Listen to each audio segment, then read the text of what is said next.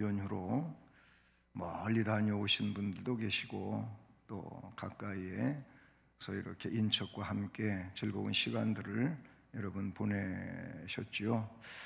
오늘 그 명절 연휴 다음 날인 오늘 주일인데 이 자리에 함께 함을 여러분 은혜의 귀한 시간으로 삼으시고 하나님께 영광 돌리고 복 있는 복된 시간 되길 주님 이름으로 축복합니다.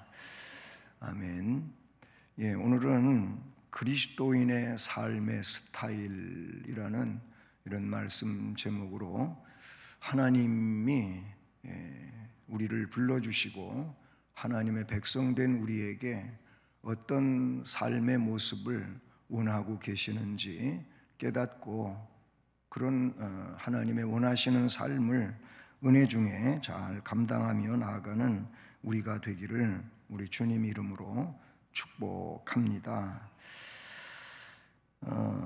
이 스타일이라고 하는 것은 어떤 사물의 양태를 드러낸다든지 아니면 사람의 행동에 따르는 그 독특하고 일정한 방식을 사전적 의미로 스타일이라고 하지요.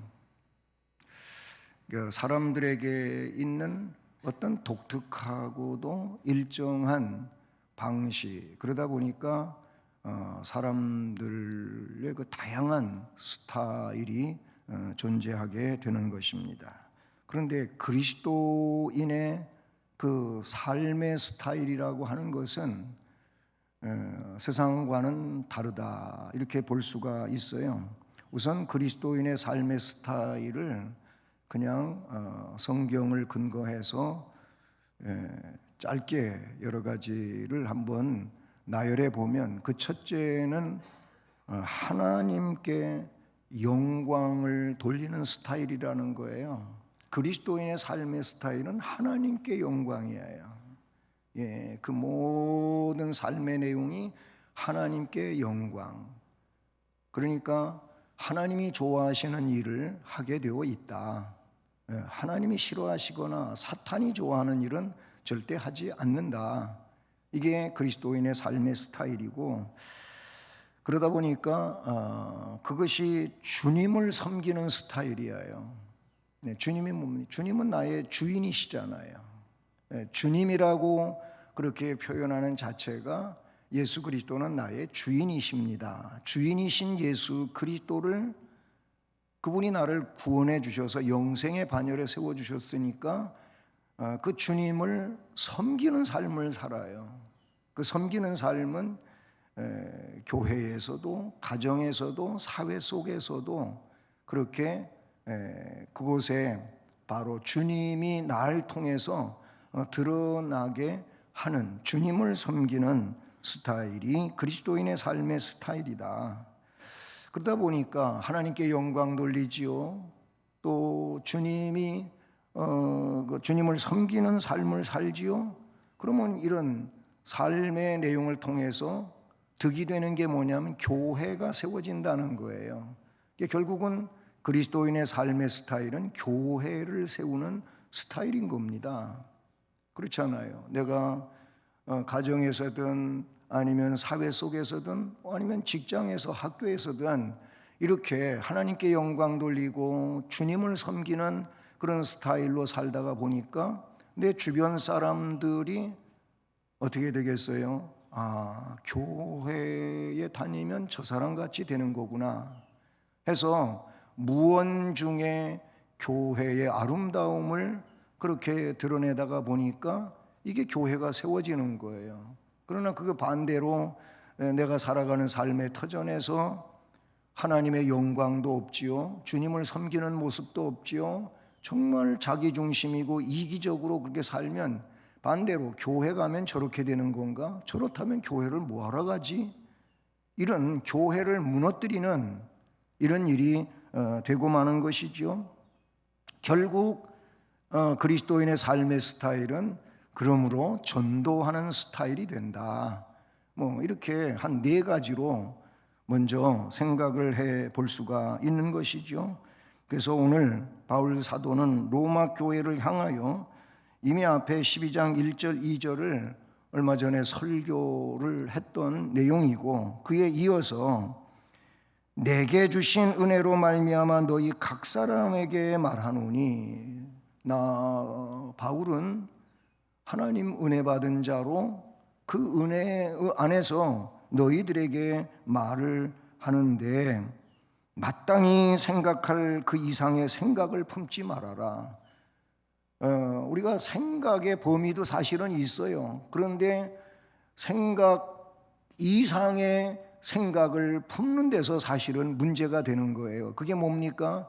이게 욕심이거든요. 내가 생각해야 할 그 이상의 생각은 욕심이에요, 욕심. 그래서 생각할 이상의 생각은 품지 말아야 되고, 오직 하나님께서 각 사람에게 나누어 주신 믿음의 분량, 그 믿음의 분량대로 지혜롭게 생각하는 겁니다. 이 믿음의 분량 안에서 지혜로운 생각을 가져야지, 믿음의 분량도 아닌 그런 내용으로 생각하는 것은 어리석은 생각이 될 수밖에 없고, 이 어리석은 생각은 곧 하나님을 도전하는 하와의 생각은 어리석은 생각이었어요. 그래서 하나님께 대한 도전이 된 것이고, 그 도전은 자기가 볼 때는 하나님같이 될 것 같고 정말 더 자기가 업되는 그런 상황으로 이해했지만, 그것은 오해였고 착각이었습니다. 그러니까 결국은 동산의 모든 행복은 전부 빼앗기게 된 것이고, 결국 고난의 삶으로 사망에 이르는 이런 존재가 된 것이죠. 그러니까 믿음의 분량대로 지혜롭게 생각을 해야 돼요.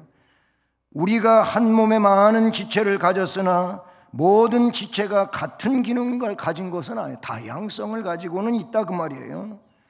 이와 같이 우리 많은 사람이 그리스도 안에서 한 몸이 되라.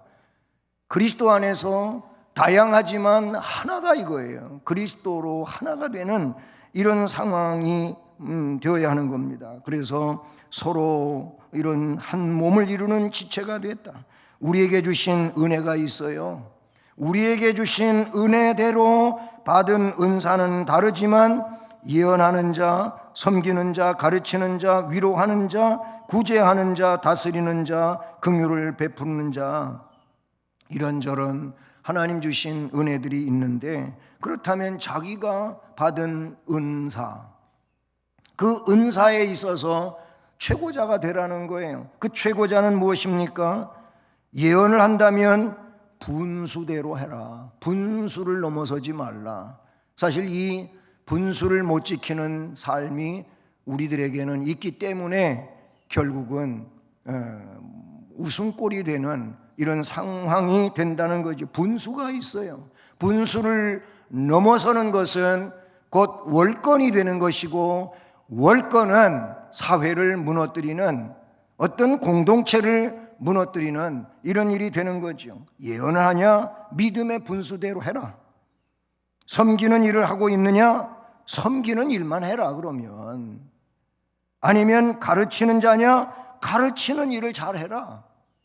아니면 위로하는 자면 위로하는 일을 잘해라. 그리고 구제하는 자라면 성실함으로 해라. 생색내지 말고 그렇게 성실함으로 해라. 다스리는 자냐? 다스리는 일을 부지런히 해라. 또는 긍휼을 베푸는 자이냐? 즐거움으로 해라. 즐거움으로. 그러면서 사랑에는 거짓이 없지 않냐? 그러니 악을 미워해라. 선에 속하라. 주를 섬겨라는 거예요. 부지런해서 게으르지 말고 열심 품고 주를 섬겨라. 소망 중에 즐거워하고 환난 중에 참고 기도에 항상 힘쓰고 성도들의 쓸 것을 공급하며 손님 대접하는 일을 힘써라. 이렇게 말씀하고 있는 걸 봅니다. 이 말씀에서 몇 가지 중요한 내용은 바로 3절에 나오고 있는 오직 하나님께서, 여기가 중요한 내용이 될 것이고, 그 다음에 6절에 들어서면서 우리에게 주신 은혜대로, 이것이 중요한 내용이고, 그 다음에 11절에 내려가서 부지런하게 게으르지 말고 열심을 보 주를 섬겨라, 주를 섬겨라 라는 이 말씀은 나름대로 우리의 주체가 되시는 하나님에 대해서, 아니면 주님에 대해서 어떻게 해야 할지를 가르치고 있는 내용이라고 볼 수 있는 것이죠. 믿음이라고 하는 것은 행동으로 옮겨지지 않으면 가치가 없어요. 믿음이 내 행동으로 옮겨지고 그것이 곧 나의 삶이 되어질 때 그 믿음이 가치가 있는 것이지, 믿음이 머릿속에만 있다면 그 믿음은 가치가 없어요. 믿는다고 하고 그 삶이 내용을 보면 믿지를 않는 모습이라면 그게 야고보 사도가 말하고 있는 것처럼 무슨 생명이 있는 겁니까? 행함이 없는 믿음은 영혼 몸이 죽은 것처럼 죽은 믿음이라고 야고보 사도는 정의하고 있지 않습니까?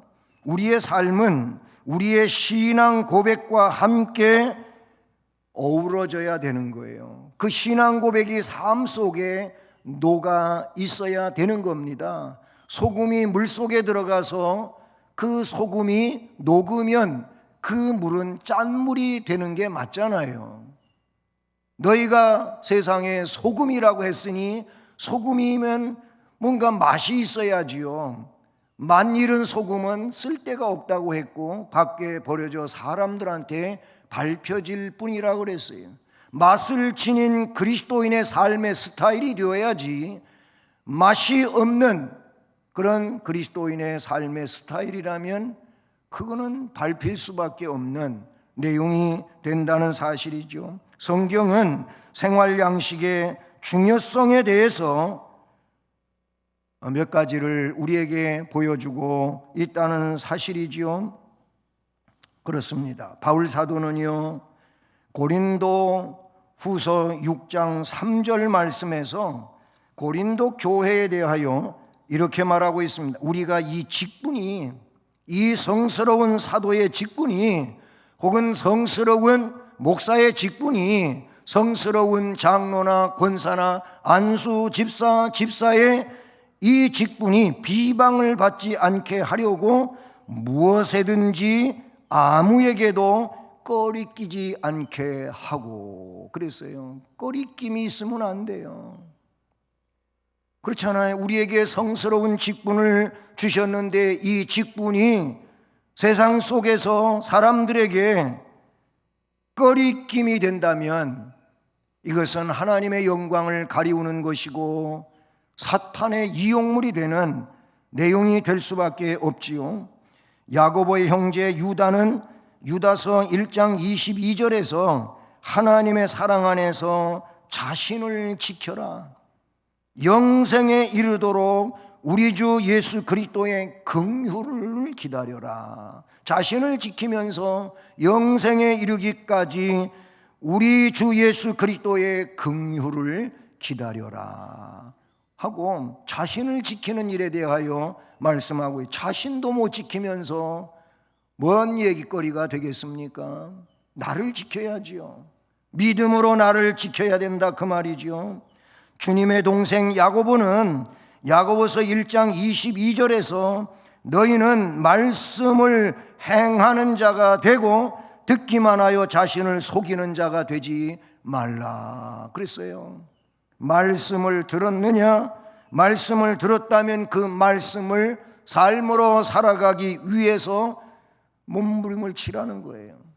그런데 그렇게 하지 아니하고 듣기만 하고 살아가지 않으면 그것은 자신을 속이는 자가 된다고 주의 동생 야고보는 야고보서에서 말씀하고 있다는 사실이죠.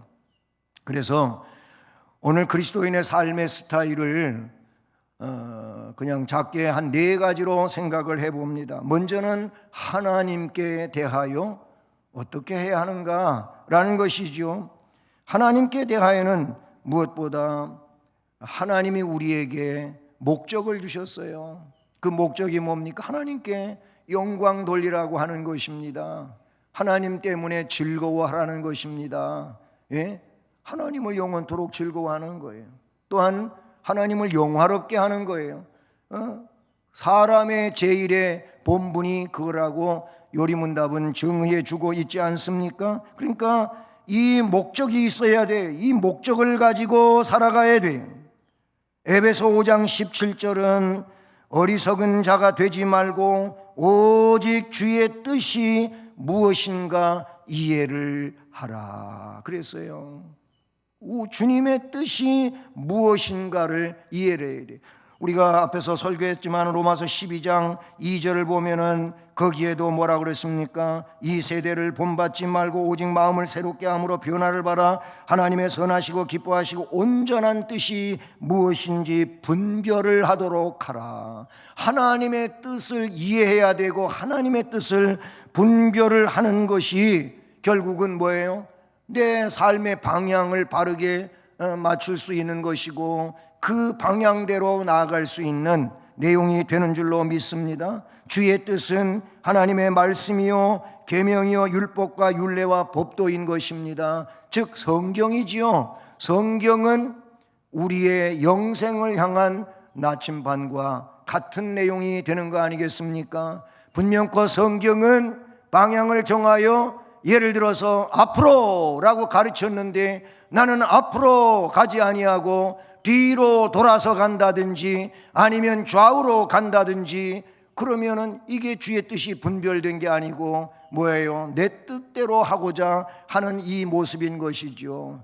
너는 이런 생각을 가져야 되고 이런 말을 해야 되고 이런 삶을 살아야 되고 성경은 분명코 하나님 나라 백성들의 그 윤리를 말해주고 삶의 지침들을 이야기해 주는데 그것과는 아무 상관도 없이 내가 내 방식대로 삶의 스타일을 구축하고 있다면 이것은 신앙이 아닐 것입니다. 그래요.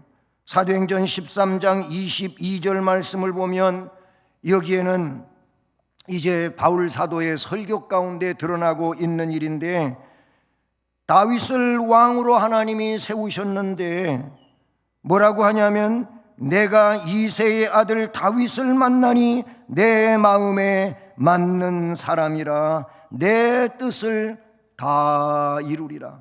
다윗이 내 마음에 맞는 사람이어서 그를 왕으로 세워 다윗을 통하여 내 뜻을 이루겠다고 하나님께서 하셨다는 내용이죠. 실제로 사무엘상 16장과 17장을 보면 사무엘상 16장은 다윗이 사무엘 선지자에게 기름 부음 받는 장면이 나오는데 이새의 아들 다윗을 만나니 그 다윗을 향하여 하나님은 사무엘에게 이가 그니 기름을 부어라. 엘리압도 아니에요. 그의 형들이 아니에요.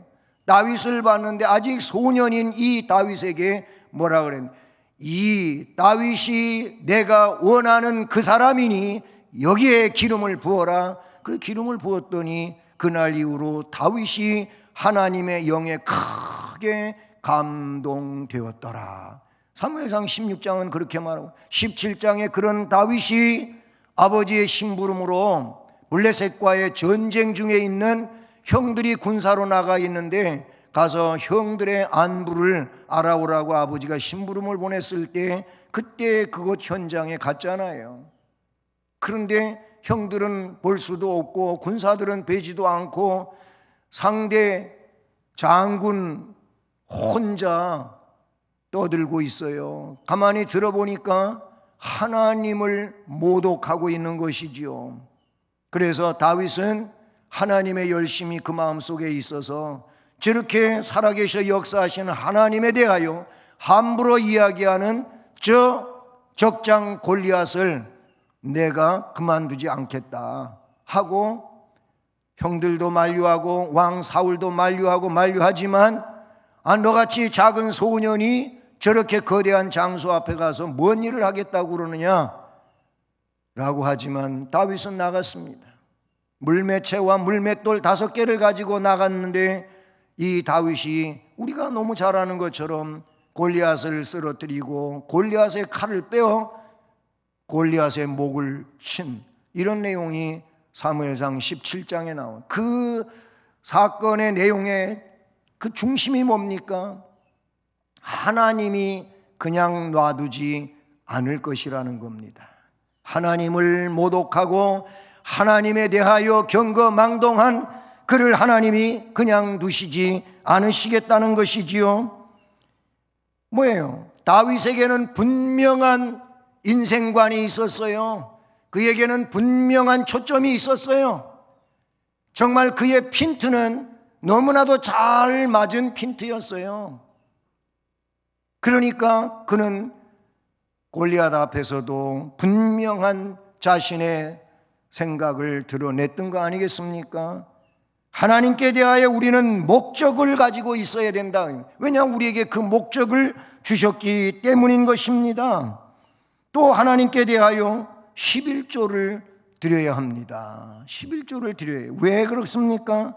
11조는 물질로 하나님을 섬기는, 즉 가장 기본적 섬김이 11조이기 때문인 것이지요.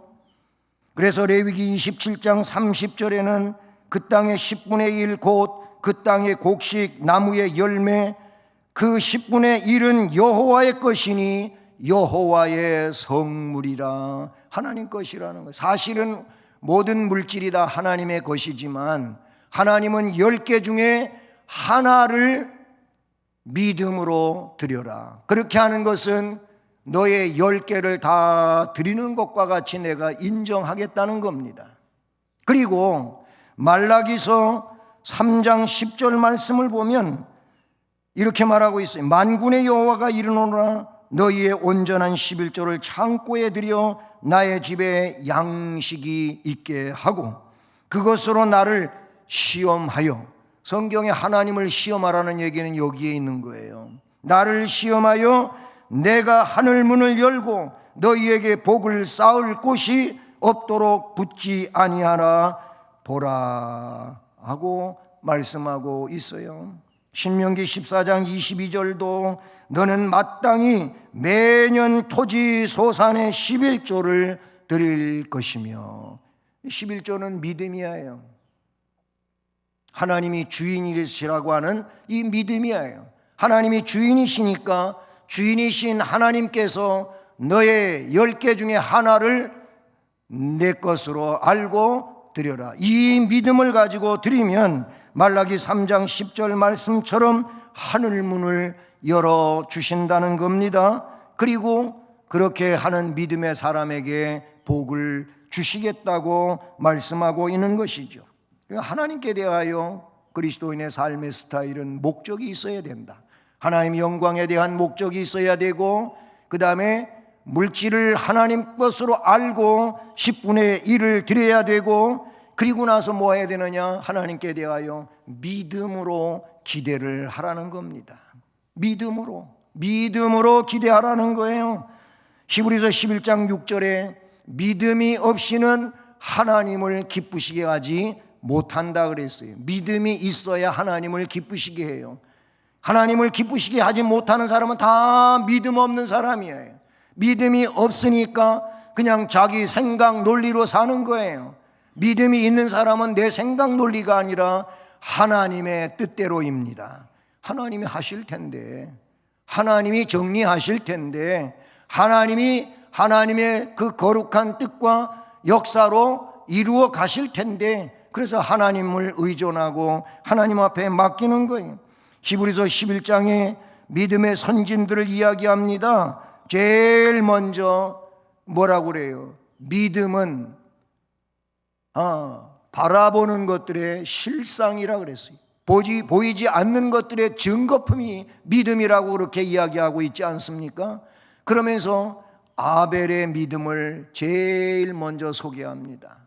아벨, 그리고 노아, 그리고 에녹, 노아, 아브라함, 이삭, 야곱, 그리고 요셉, 모세, 라합, 여기까지는 개 이름을 쭉 거명하면서 쭉 말씀을 하다가 그 다음에는 그냥 합쳐서 이야기를 하지요. 기드온, 바락, 삼손, 입다, 다윗, 사무엘, 선지자들 하면서 이들의 이야기를 하려면은 지면이 부족하다. 히브리서 기록자는 그렇게 이야기하면서 어떤 여인들은 어떤 사람들은 하면서 다 그냥 모든 걸 합쳐가고 이야기하지요. 네?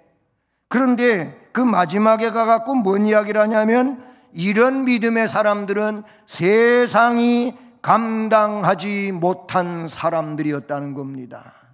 저는 이 부분을 가지고 그런 얘기를 많이 했지요. 세상이 감당하지 못하는 사람도 있는가 하면은 세상을 어떻게 하지 못하는 사람도 있다. 믿음의 사람은 세상이 감당이 안 돼요. 세상이 이 믿음의 사람을 어떻게 해보려고 해도 안 무너져요. 근데 어떤 사람은 믿음의 사람이라고 스스로 이야기는 하지만 세상의 일들 때문에 자기 믿음이 지켜지지 않은 세상을 어떻게 못하는 거예요. 세상 친구 때문에, 세상 돈 때문에, 아니면 세상 명예 때문에, 아니면 세상 놀이 때문에, 심지어는 드라마 때문에 이게 신앙이 제대로 세워지지 않는 이런 일들이 있어요. 이런 사람들은 세상이 감당하지 못하는 사람들이었다는 겁니다. 그러니 하나님께 대하여 목적의식이 분명한 것이 그리스도인의 삶의 스타일입니다. 물질의 주인이 하나님이시라고 하는 것을 알고 믿음으로 하나님께 영광을 돌리는 사람들입니다. 그리고 하나님은 살아계셔 역사하시는 분이시니까 항상 하나님에 대하여 믿음으로 기대하며 사는 겁니다. 마가복음 9장도 15장도 뭐라고 마태복음 9장도 뭐라고 그래요? 너희 믿음대로 되라.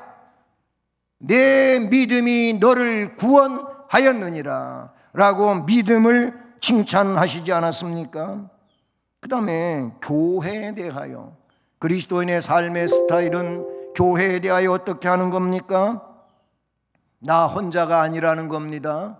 주님이 아까 로마서 12장의 말씀에서 우리를 뭐라 그랬어요? 다 한 몸에 붙어있는 다양한 지체로 구성해 놨기 때문에 이제 다양한 이 지체와 서로 함께 사는 건데, 즉 신자들과의 접촉점이 있어야 된다는 거예요. 나 혼자가 아닌 거예요. 주님의 부름을 받고 한 공동체 안에 들었다면 서로 만나는 접촉점을 가져야 된다는 겁니다. 고린도후서 6장 3절을 보면 우리가 이 직분이 비방을 받지 않게 하려고 무엇에든지 아무에게도 꺼리끼지 않게 하고, 이미 앞에서 말씀드렸던 내용이 나오지 않습니까? 그렇습니다. 우리는 직분이 비방을 받지 않게 하려고, 성도가 성도로서 비방당하지 않게 하려고 무엇에든지 아무에게도 꺼리낌을 갖지 말고 진실성 있는 삶을 살아야 되는 겁니다. 바울 사도는 고린도전서 9장 2절에서 그래서 약한 자들에게는 내가 약한 것 같이 되고, 왜? 약한 자들을 얻기 위해서 그랬다고 했어요. 내가 여러 사람에게 여러 모습이 된 것은 아무쪼록 몇 사람이라도 구원해내기 위해서 그렇게 한다고 말했습니다. 베드로전서 3장 15절은 너희 마음에 그리스도를 주로 삼아 거룩하게 하고 너희 속에 있는 소망에 관한 이유를 묻는 자에게는 대답할 것을 항상 준비를 하되 온유와 두려움으로 해라. 다른 사람들에게 그리스도인으로서의 정체성을 그렇게 나타내기 하기 위해서 온유로 두려움으로 너를 세워가라 라고 말씀하고 있다는 사실이죠. 그러니 우리는 우리의 공동체 안에 형제 자매들과의 관계 속에서도 접촉점이 있어야 되겠지만, 특별히 사회 속에서 믿음의 사람으로 그리스도인으로 사회생활을 해나갈 때 그들과의 정체성을 분명히 해서 접촉점을 갖는 것은, 이것이 교회를 유익하게 만들어가는 것이 되는 것이지요. 그 다음에 서로를 향하여 웃어야 됩니다. 서로를 향하여 웃어야 돼요. 맨날 화난 것 같이 화난 얼굴 모습으로 하고 있으면 사람들이 무섭잖아요. 뭐 때문에 저렇게 화가 나 있지? 집에서 싸우고 왔나? 뭐지? 안 좋은 일 있나? 뭐 나에 대해서 조금 안 좋은 감정을 가지고 있나? 왜 저러지? 이게 조금 경계성을 갖게 되고 그렇잖아요. 여러분, 웃으면 옛날에 웃으면 복이 온다는 얘기도 있지 않습니까? 뭐 그런 얘기도 있어요. 일소 일로 한 번 웃으면 한 번 젊어지고 한 번 성을 내면 한 번 늙는다. 그게 일소 일로예요. 그러니까 젊어지시려면 웃으세요. 화내지 말고, 성내지 말고, 아니면 노하지 말고 웃으세요. 오늘 들었으니까 잘 웃으십시다. 웃으면 그 자체가 하나님께 복이 되는 거예요. 하나님께 영광이 되고, 그렇지 않습니까? 서로를 향해 웃어주세요. 아니, 인사하고 그냥 화낸 모습으로 인사하는 것보다 한 번씩 웃어주면 더 좋은 거 아닙니까? 시편 126편 2절에 그때의 우리 입에는 웃음이 가득하고 우리 혀에는 찬양이 찼었도다. 누가? 하나님 은혜 받으니까 우리 입에는 웃음이 가득했고 그리고 우리 입에서 찬양이 넘쳐났다라고 이야기해요.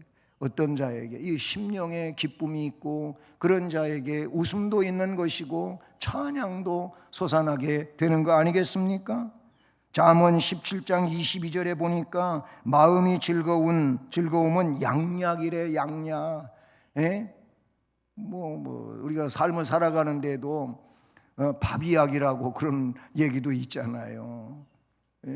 밥이 보약이라고. 마찬가지로 이 마음이 즐거워야 어떤 약보다도 더 귀한 약이 된다는 거예요.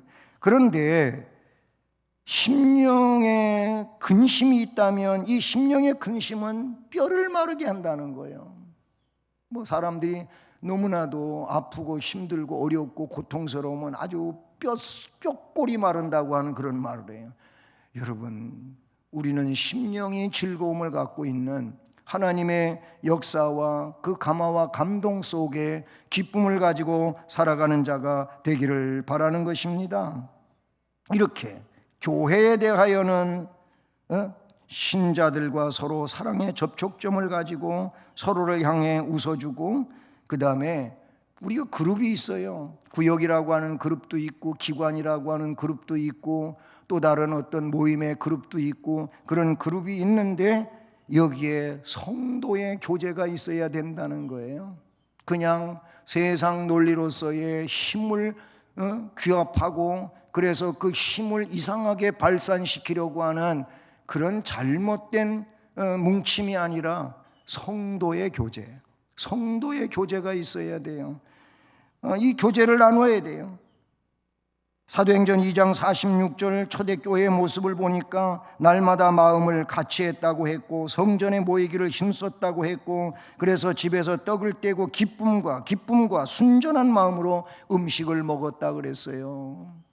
이것이 교회의 성도의 아름다운 교제의 모습이라는 것이죠. 히브리서 10장 25절은 이 성도의 교제를 위한 모이기를 패하는 어떤 사람들의 습관과 같이 하지 말고 오직 권하여 그날이 가까움을 볼수록 더욱 그리하자.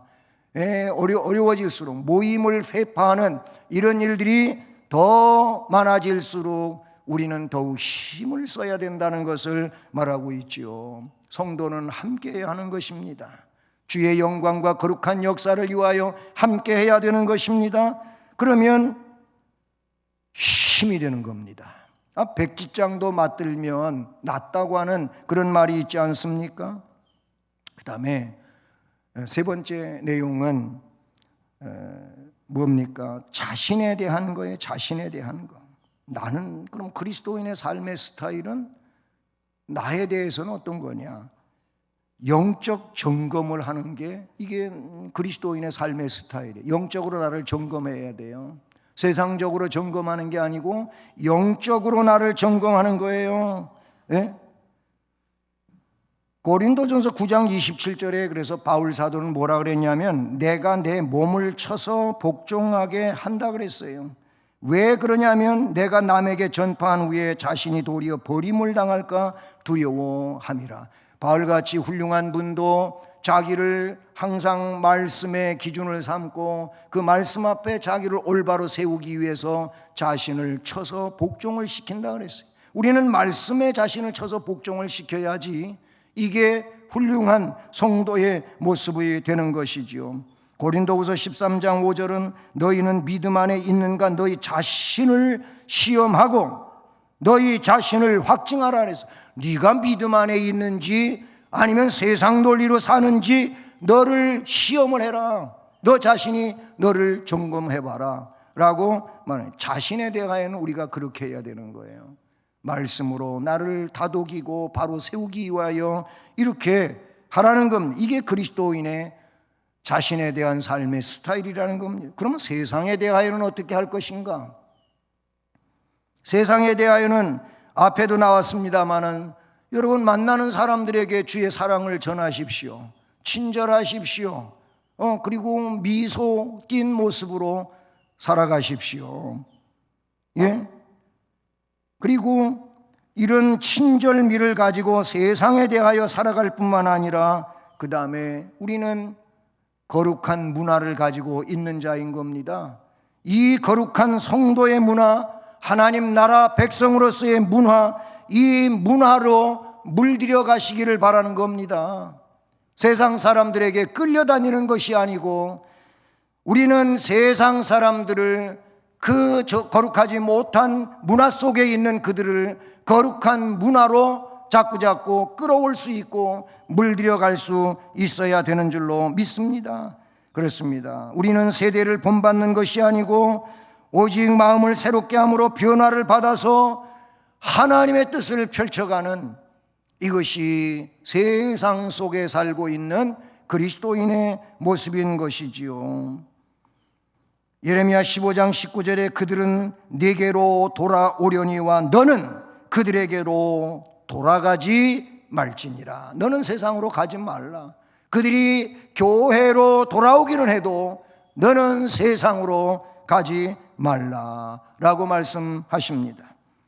사랑하는 여러분, 우리가 하나님께 대하여, 교회에 대하여, 자신에 대하여, 아니면 세상에 대하여 그리스도인으로서의 정체성을 가져야 되는데 그게 뭡니까? 삶의 스타일인 겁니다.